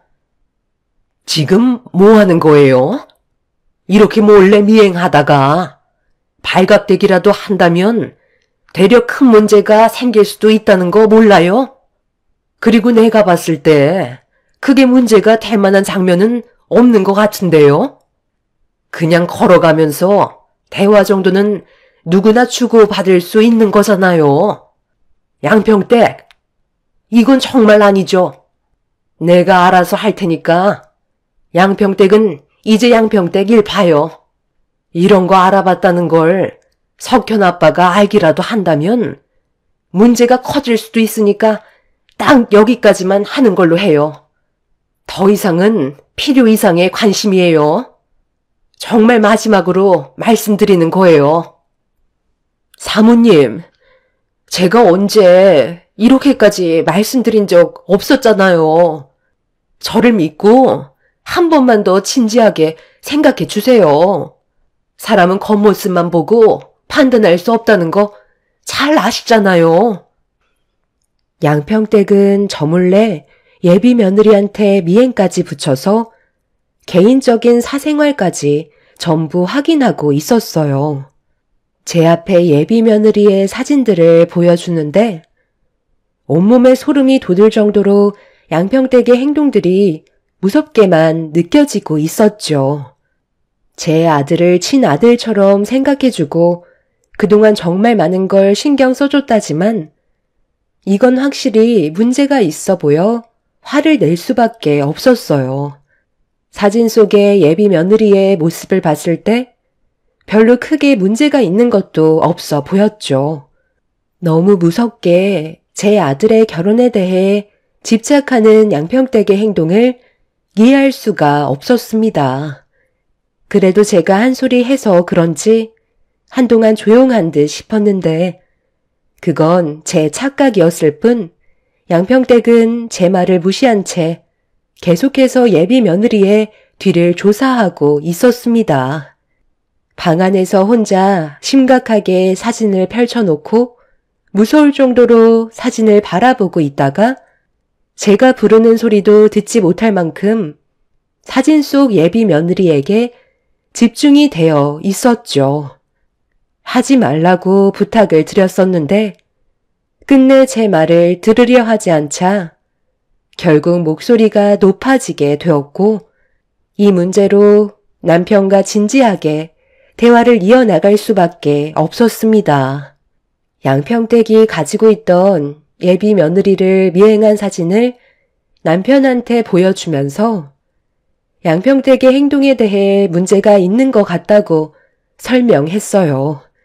남편도 저희 가족의 허락 없이 이런 일을 저지르고 있었다는 거에 화가 나게 되었죠. 나도 처음에는 좋게 얘기했어. 당연히 내 선에서 해결이 될 줄 알았는데 날이 가면 갈수록 양평댁 행동이 지나칠 정도로 문제가 커지니까 더는 그냥 지켜볼 수는 없겠더라고. 그래서 당신한테 어쩔 수 없이 얘기하는 거야. 그동안 우리와 함께 생활한 지 20년이나 넘었고 가족이나 다름없는 뿐이지만 그래도 결정을 해야 될 것 같아. 이걸 예비 며느리 집안에서 알기라도 해봐. 그럼 집안 전체가 난리나게 되는 거라고. 당신은 이 문제를 어떻게 했으면 좋겠어? 그냥 단순히 넘어갈 상황은 아닌 것 같네. 아무리 가족처럼 그동안 함께 지냈다고 해도 엄연히 남이고 우리 집안에서 일을 해주시는 분인 거지. 결혼까지 참견한다는 건 문제가 심각한 것 같은데 요즘처럼 이 험한 세상에 때묻지 않은 여자가 어디 있어? 그런데 예비 며느리는 가정교육을 잘 받았는지 차마니 예의도 바르고 어른 공경할 줄 알고 석진이를 진심으로 사랑하고 있다는 걸 앞에서 보고 있던 나도 느낄 수 있을 만큼 서로 진지하게 만나왔다는 걸 알 수 있었는데 뭐가 그렇게 마음에 안 든다고 사람을 시켜 미행까지 붙이는 거야? 괜히 더 문제가 커지기 전에 그만 정리를 하는 게 좋을 것 같다. 우리도 마음이 좋진 않지만 석진이 결혼을 위해서라도 우리는 옳은 결정을 내려야 하는 거니까 당신이 좋게 말씀드리고 다른 사람 한번 알아봐. 남편도 예비 며느리를 뒷조사하고 있던 사진을 보더니 예상했던 대로 경악을 했었죠. 결국 저희가 내린 결정은 20년간 함께 있었던 양평댁과의 인연을 정리할 수밖에 없었습니다. 그동안 저희 집에 많은 일들을 해왔던 양평댁이 집에 없으니 무언가 허전했고 집안 관리가 제대로 되지 않아 처음에는 어려움이 상당히 많았었어요. 그래도 감수해야 될 부분들은 어쩔 수 없으니 시간이 걸리더라도 다른 사람을 구할 때까지는 제가 직접 모든 걸 해결할 수밖에 없었습니다. 그런데 양평댁이 그만두게 됐다는 소식을 듣게 된 건지 저희 집에 양평댁 딸이 오래간만에 찾아왔어요. 평소 같으면 반갑게 맞아주겠지만 좋지 않은 일로 인해 그만둘 수밖에 없었기 때문에 저 또한 마음이 좋진 않았습니다. 무슨 일 때문에 온 건지 물어보니 양평댁이 집에서 많이 힘들어하고 있다며 다시 받아달라는 말이었어요. 우리도 정말 힘들게 결정한 거고 지금도 마음이 편치는 않아. 너도 우리 집에서 꽤 오래 지냈었잖아. 우리 애들 독립하기 전까지 같이 있었고 너를 딸처럼 생각하며 많은 시간을 보냈었는데 이런 일이 생겼으니 우리도 얼마나 마음이 안 좋겠니? 그런데 이건 우리 가족 문제인 거잖아. 정말 이 결정이 잘못된 거라 해도 우리가 감수해야 되는 거라고.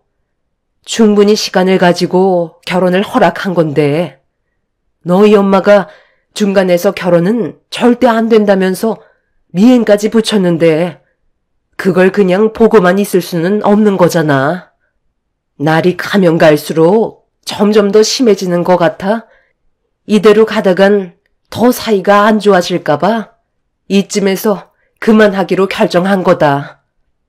네, 무슨 말씀이신지 이해할 수 있을 것 같아요. 여기 오기 전에 저희 엄마한테 어떤 상황인지 듣긴 했었어요. 제가 봐도 좀 지나친 것 같긴 해요. 아마 저희 엄마는 진짜 가족처럼 생각해서 걱정되는 마음에 그렇게 하셨던 것 같아요. 지금 너무 힘들어하고 계셔서 제가 다시 부탁드리려고 온 거예요. 양평댁이 저희 집에 면접을 보러 왔을 때 옆에는 딸이 하나 있었어요. 삶이 많이 힘들어 보여 남편과 상의한 끝에 저희 집에서 함께 생활하기로 했었죠. 학창 시절을 제 아들과 함께 보냈었기 때문에 저 또한 양평댁 딸을 친딸처럼 생각할 수밖에 없었습니다.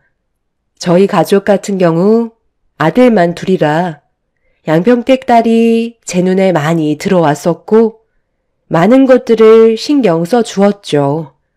그렇게 잘 살아오다가 아들들이 독립을 하면서 양평댁 딸도 눈치가 보였는지 같이 독립을 하게 되었습니다. 비록 남이지만 친가족처럼 허물없이 지내온 날들이 한순간에 멀어지게 되니 저 또한 마음이 좋진 않았었습니다. 오죽했으면 저에게 직접 찾아와서 양평댁을 다시 받아달라고 하는지 이해할 수 있었어요. 저희는 한참 동안 대화를 나눈 뒤 시간이 필요할 것 같다고 결론을 지었어요. 곧 있을 아들의 상견례와 결혼식은 끝내고 다시 받아주든지 해야 될 것 같았었죠. 저도 그렇고 남편도 양평댁과의 인연을 너무 쉽게 끊어낸 것 같아 계속 마음이 좋진 않았었거든요.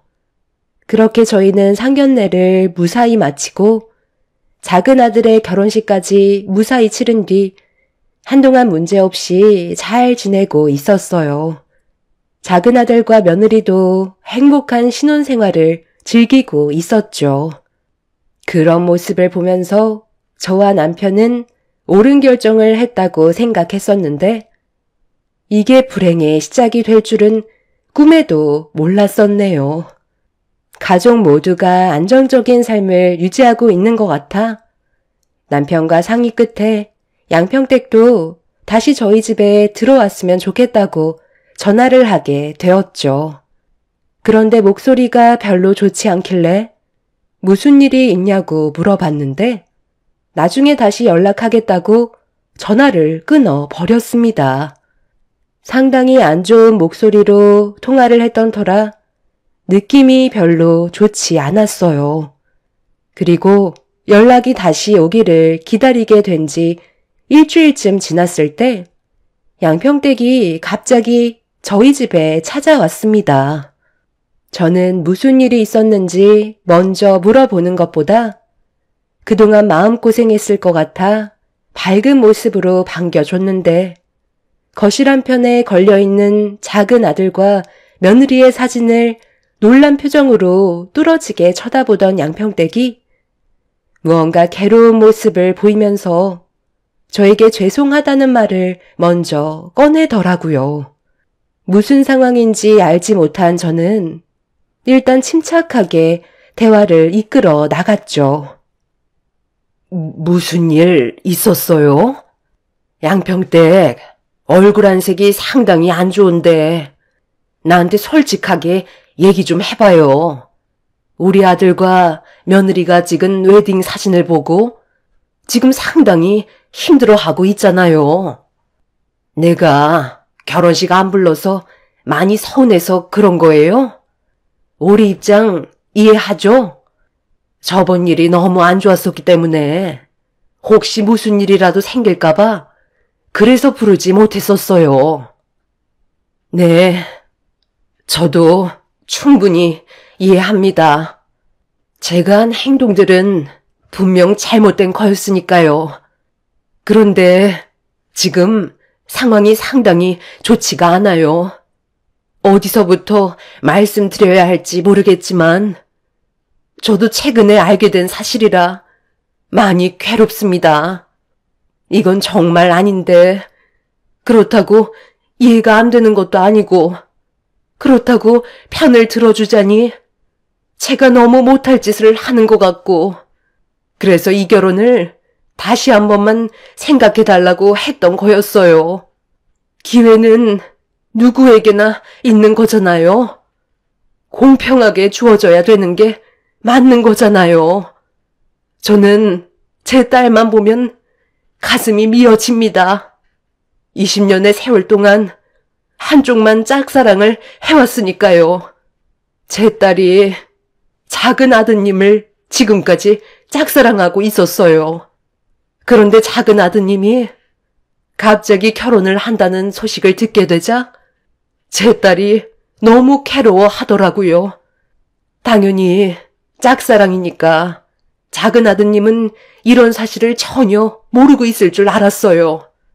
그런데 알고 보니 그게 아니었더라고요. 작은 아드님도 제 딸이 자기를 좋아하고 있는 줄 알고 그걸 지금까지 이용하면서 가지고 놀고 있었다고요. 그게 지금 무슨 말이에요? 그러니까 양평댁 딸이 내 아들을 짝사랑하고 있었는데 그걸 내 아들이 알고 이용을 했다고요? 어떤 식으로 이용을 했다는 건데요? 석진군이 제 딸을 임신시켰다고요.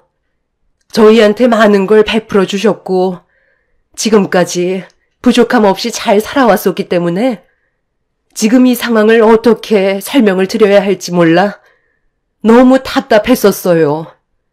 그래서 최대한 결혼을 늦출 수 있게 하려 했는데 차마 제 입에서 석진군이 제 딸을 임신시켰다는 말은 입 밖으로 나오지 않았네요. 저번에 사부님 댁에 제 딸이 찾아온 적 있었죠? 그때 자기가 직접 얘기하려 했는데 차마 입이 떨어지지 않았나 봐요. 결국 혼자 돌아오긴 했지만 문제는 작은 아드님에 대한 상처가 복수심으로 변해버린 것 같아요. 제가 일을 그만두고 딸 집에 찾아갔었는데 사모님도 저도 몰랐을 만큼 둘은 상당히 가까웠었어요.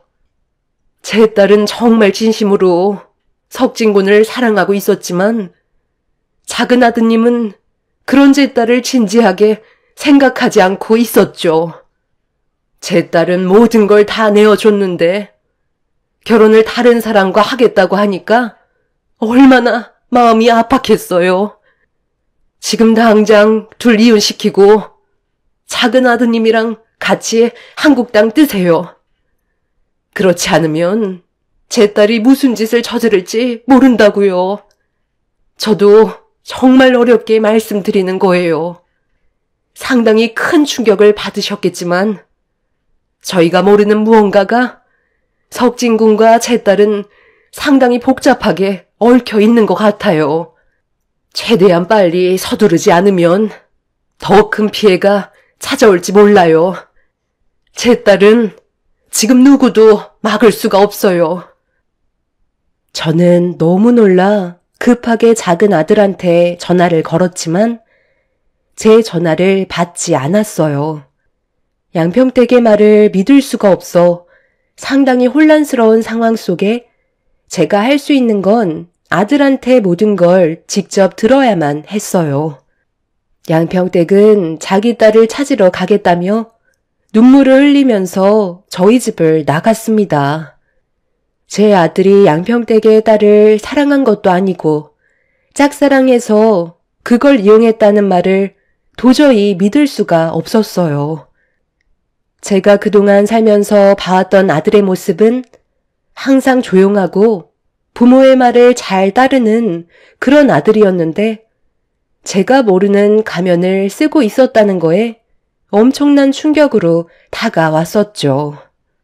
한참 동안 전화통화를 시도하자 겨우 아들과 연락이 닿을 수 있었고 어디냐고 물어보는 말에 퇴근하고 집에 들어가려 한다는 말에 당장 튀어오라고 소리를 질렀습니다. 양평댁 딸이 임신했다는 걸 제 아들이 아는지 모르는지 확실하게 짚고 넘어가야 했어요. 그리고 양평댁이 저에게 거짓말을 할 사람이 아니라는 걸 잘 알고 있기 때문에 아들의 말을 직접 들어봐야만 했죠.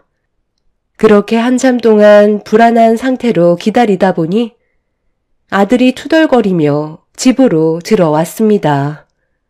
며느리와 약속이 잡혀 있는 상태라 빨리 들어가 봐야 한다며 용건만 간단히 해달라는 말에 저는 양평댁 딸과 어떤 관계냐고 바로 본론으로 들어갔어요.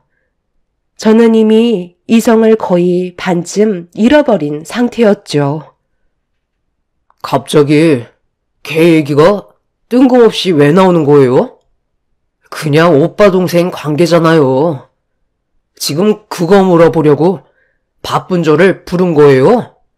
그런 건 통화로 할 수도 있잖아요. 너 똑바로 대답 안 해? 지금 네가 무슨 짓을 저질렀는지 내가 전부 다 알고 들었는데 어디서 모르는 척 발뺌을 하는 거야? 너 어디까지 알고 있어? 바른 대로 대답 안 해? 나한테 거짓말하면 엄마랑도 인연 끊고 사는 거야. 알겠어? 양평댁 딸이랑 어디까지 간 거니? 좀 전에 양평댁이 우리 집에 와서 오열까지 했었다고. 아휴, 그럼 대충 들었겠네요. 엄마도 잘 알고 있잖아요. 어렸을 적부터 저 좋다고 따라다녔었던 거 몰라요? 그래서 좀 놀아준 것뿐이에요. 그게 뭐 잘못됐어요? 그래서 임신까지 시킨 거야? 너 걔가 임신한 거 알고 있었어? 모르고 있었어? 확실하게 대답해. 너는 지금 상황이 웃기니? 웃음이 나와? 뱃속에 있는 아이가 제 아이인지 아닌지 그건 모르는 거잖아요. 임신한 건 이미 알고 있었죠. 걔가 먼저 나한테 접근한 걸 왜 저한테 뭐라고 하세요? 저는 지금의 가정에 최선을 다하고 있다고요. 걔 인생은 원래 그런 거니 그냥 그렇게 살라고 내버려 둬요. 가진 것 없는 사람들 걷어들여줬으면 감사하게 생각해야죠. 저는 처음 본 아들의 모습에 너무 놀라 저도 모르게 뺨에 손을 올려 붙였습니다. 양평댁의 말이 전부 다 사실이었고 저 혼자 모든 걸 처리하기에는 이미 판이 커져버린 상태였어요. 무책임한 아들의 행동 때문에 집안은 무너지기 시작하고 있었죠. 결국 남편까지 이 사실을 알게 되었고 저는 다시 양평댁한테 전화를 걸었지만 이미 핸드폰의 전원이 꺼져 있었어요. 남편은 그날 작은 아들을 가만두지 않겠다며 난리를 쳐대며 분노를 하게 되었고 작은 아들은 자기가 뭘 잘못했는지 전혀 알지 못하고 있었습니다. 양평댁의 말을 더 이상 들을 필요도 없었어요. 작은 아들이 저지른 행동은 이미 충분히 잘못한 거였고 돌이킬 수 없는 결과였으니까요. 남편은 결국 사돈어른께 전화를 해서 저희 집안에 문제가 있다는 걸 얘기한 뒤 상황을 정리해 나가고 있었습니다. 작은 아들은 절대 이혼하지 않을 거라고 난리를 치자 남편은 결국 아들의 얼굴에 손을 올렸고 동네가 떠나갈 정도로 분노를 터뜨리고 말았어요. 네가 지금 제정신이야? 일을 이 지경으로 만들어 놓고 이혼을 안 하겠다고? 미진이 걔가 혼자서 얼마나 힘들었을지 단 한 번이라도 생각을 했었다면 이 문제를 모른 척하고 지나가지 않았을 거다. 임신을 시켰으면 네가 끝까지 책임을 져야지. 부모한테 이런 사실을 숨기고 다른 여자랑 결혼했다는 게 말이 되니? 걔가 날 좋아한 거지. 저는 그냥 대충 놀아준 것뿐이 없다고요. 하룻밤 정도야 웃으면서 넘어갈 수 있는 정도잖아요. 저는 잘못 없다니까요. 저는 절대로 이혼 못하니까 그런 줄 아세요. 제가 사랑하는 사람은 단 한 명뿐이라고요. 그만 나가볼게요. 무슨 말을 더 하겠어요? 둘 다 너무 흥분한 것 같아 제발 침착하라고 중간에서 말렸지만 남편은 이미 이성을 잃어버렸는지 아들의 멱살을 잡아 패대기를 쳐버렸습니다. 그렇게 한바탕 난리를 치다가 결국 혈압이 올랐는지 뒷목을 잡고 쓰러져 버려 급하게 구급차를 불러 응급실로 향하게 되었어요. 남편은 뇌출혈로 수술을 받아야만 했고 이 소식을 듣게 된 큰아들 석현이네는 해외에서 근무를 하다가 급하게 한국으로 귀국했어요. 그리고 작은 아들이 충격적인 행동을 저질렀다는 거에 역시나 분노를 감추지 못했었죠. 남편은 다행히도 큰 문제는 면할 수 있었지만 그날 이후 병원에서 장시간 치료를 받아야만 했고 작은 아들은 결국 이혼을 하고 말았습니다. 저희는 100번 고개를 숙이며 죄송하다는 말과 함께 위자료를 물어줄 수밖에 없었어요. 작은 아들은 본인이 뭘 잘못했는지 끝까지 인정하지 않고 자기 멋대로 살기 시작했어요. 더 이상 가면 쓴 얼굴을 보여줄 필요가 없다고 생각했는지 제어가 되지 않는 모습을 보여주고 있었죠. 양평댁은 제 전화를 끝내 받지 않았고 결국 그 상태로 시간은 계속해서 흘러갔어요. 작은 아들이 양평댁 딸이 살고 있던 집 주소를 알려줬지만 이미 다른 곳으로 이사를 했는지 그곳에는 인기척도 없었습니다. 저번에 찾아왔을 때 옷으로 배를 가리고 있었고 들어오라고 해도 들어오지 않아 어쩔 수 없이 현관문 앞에서만 대화를 했었는데 이미 양평택 딸은 만삭인 것 같아 보였습니다. 그렇게 한 달의 시간이 지나고 정상적인 삶을 살아가지 못하고 있는 상황이 계속해서 이어져 가고 있었는데 그토록 기다리던 양평댁과 연락이 닿을 수 있었습니다. 어디에 있는지 알려달라고 일단 대화부터 하자며 애원을 하자 좋지 않은 목소리로 집 주소를 알려줬어요. 저는 큰 아들을 데리고 그 즉시 양평댁한테 받은 주소로 출발을 했는데 그곳은 작은 아들이 살고 있는 동네였어요. 그리고 잠시 뒤 엄청난 충격적인 광경이 눈앞에 펼쳐지고 말았죠. 작은 아들이 살던 집에 상중이라는 팻말이 붙어 있었고 저는 천천히 그곳의 문을 열어 젖힌 뒤 오열을 하는 목소리가 들리는 쪽으로 걸어가자 양평댁이 괴로워하고 있었습니다. 그리고 정면을 바라보니 그곳엔 양평댁 딸이 세상을 떠났는지 영정사진이 걸려 있었고 저는 그 자리에 털썩 주저앉고 말았네요. 양평댁은 저에게 기어와 자기 딸 살려달라며 애원하기 시작했어요. 어떻게 된 일인지, 왜 그동안 연락이 없었는지 물어봤습니다.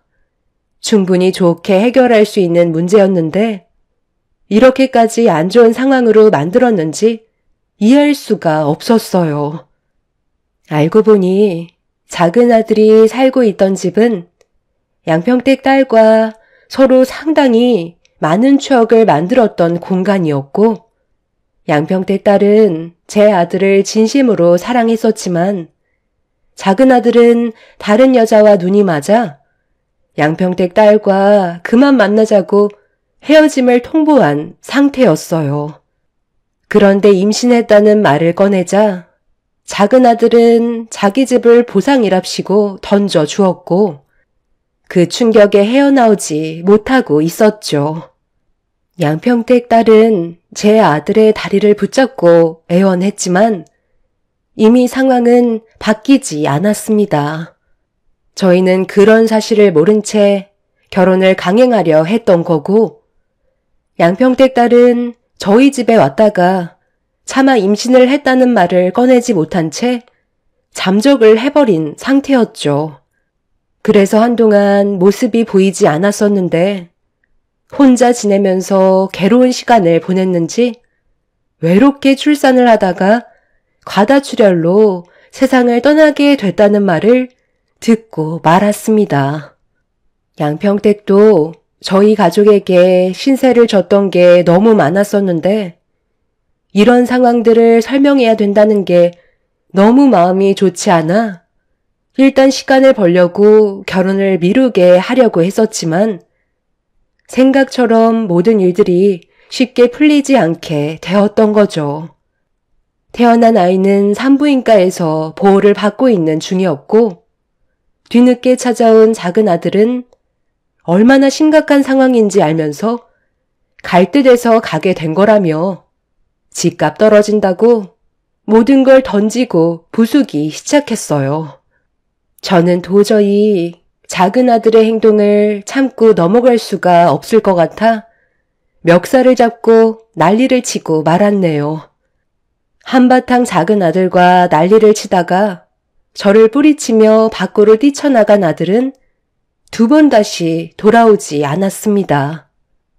저는 양평댁한테 정말 미안하다며 고개를 숙였고 장례까지 전부 다 치러준 다음 아이를 저희가 돌보는 걸로 해결을 보게 되었어요. 개차반 같은 아들 때문에 이런 비통한 일들이 펼쳐져서 너무 힘들었었는데 얼마 전에 충격적인 사건이 터지고 말았습니다.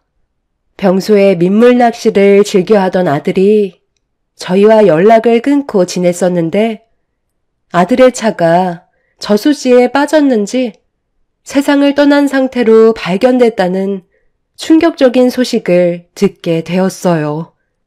자기가 저지른 죄에 대해 벌을 받은 건지 아니면 죄책감에 운전 미숙으로 저수지에 빠지게 된 건지 모르겠지만 아들은 결국 저희 곁으로 돌아올 수 없었습니다. 지금 현재 양평댁은 저희와 연락이 되지 않는 상태입니다. 아이만 저희한테 넘겨주고 자취를 감춘 상태죠. 하루라도 빨리 찾고 싶지만 그것 또한 쉽지 않네요. 앞으로 저희 가족이